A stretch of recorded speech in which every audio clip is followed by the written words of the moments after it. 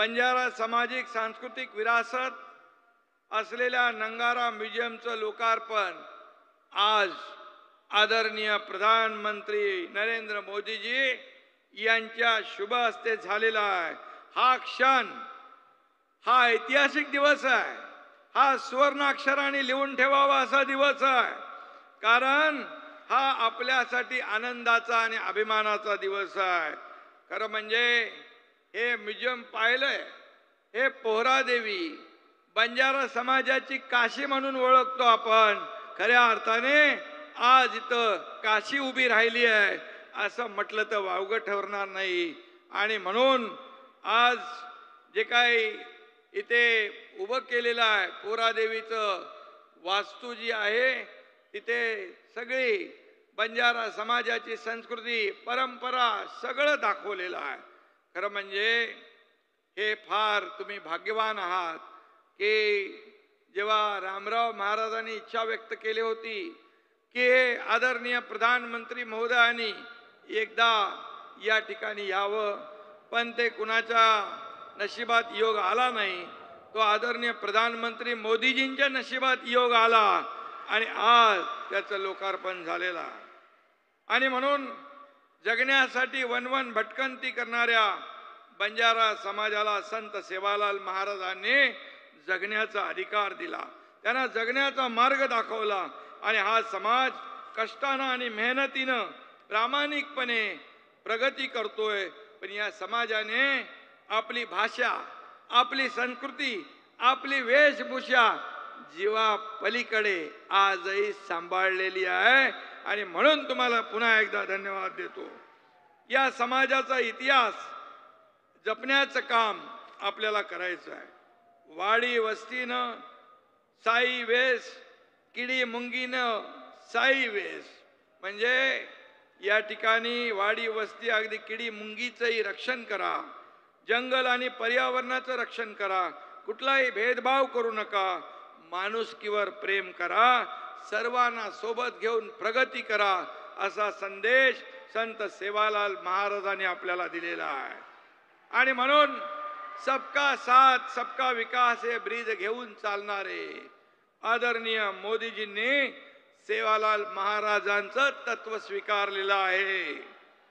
दुनिया के सबसे ताकतवर कहे जाने वाले अमेरिका का दिग्विजयी सफल दौरा कर मोदी जी गत सप्ताह भारत लौट आए हैं। मुझे और हम सबको गर्व है, अमेरिका के राष्ट्राध्यक्ष हो, ऑस्ट्रेलिया जापान के प्रधानमंत्री जिस तरह हमारे प्रधानमंत्री जी से मिल रहे थे, उससे यह देखकर स्पष्ट हो गया है कि अब भारत को महाशक्ति बनने से कोई नहीं रोक सकता है। जो बाइडेन और मोदी जी, इनकी बॉन्डिंग पूरी विश्व ने देखी है। इससे पता चलता है कि विश्व में हमारे देश और मोदी जी का प्रभाव कितना बड़ा है, और इसलिए हमारे देश आगे बढ़ रहा है। इसका हमें गर्व है, हमें फख्र है, हमें अभिमान है। मोदी जी, आप देश के गौरव के साथ मान सम्मान और देश की शान भी हो। 140 करोड़ जनता को आप पर गर्व है। यन से नरेंद्र और एम से मोदी होता है, लेकिन मैं कहता हूं यन से नेशन और एम से मिशन। और नेशनल डेवलपमेंट के मिशन पर हमारे मोदी जी है, इसका भी हमें अभिमान है। मोदीजींच्या प्रेरणेने, त्यांच्या आशीर्वादाने गेल्या 2 वर्षात राज्याच्या विकासाला स्पीड आलाय, गती आली आहे। डबल इंजिन सरकारचं काम विकासाच्या बुलेटच्या वेगाने पुढे जात आहे।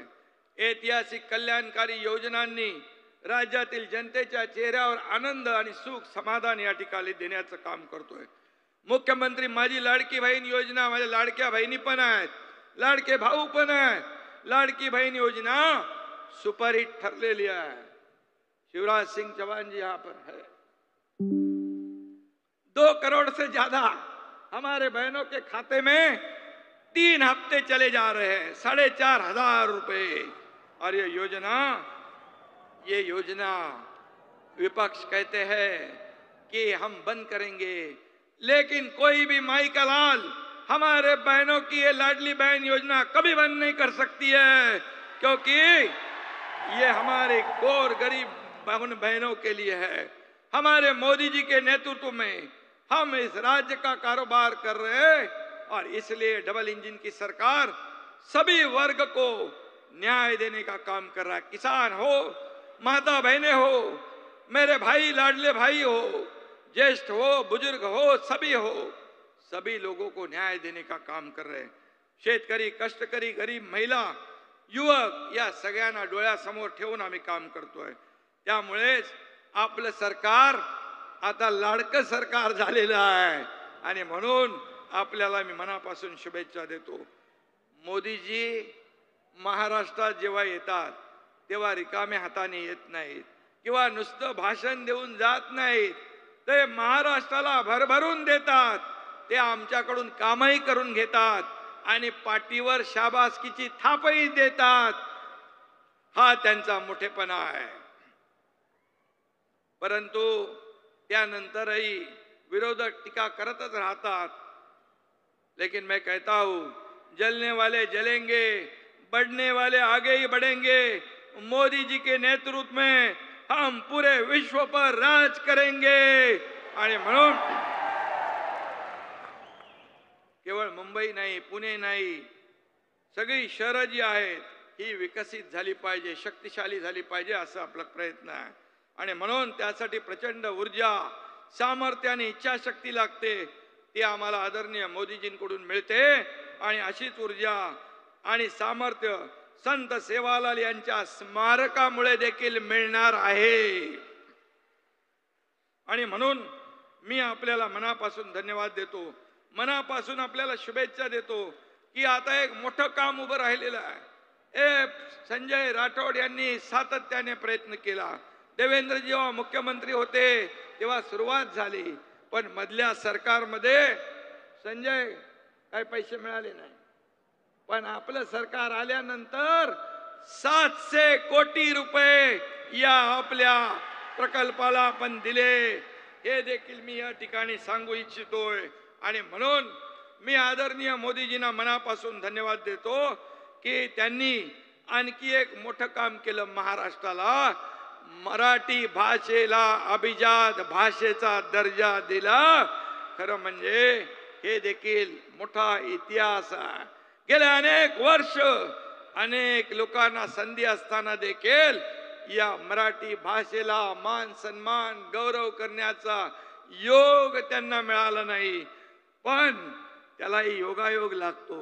आणि म्हणून नवीन नवीन मोठी मोठी कामं, नवीन नवीन निर्णय मोदीजींच्या काळात होतात।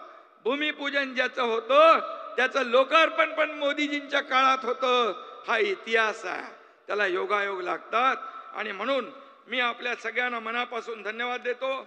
मनापासून मोदीजींना मी त्यांचं अभिनंदन करतो आणि त्यांना खूप खूप धन्यवाद। जय हिंद, जय महाराष्ट्र, जय सेवालाल।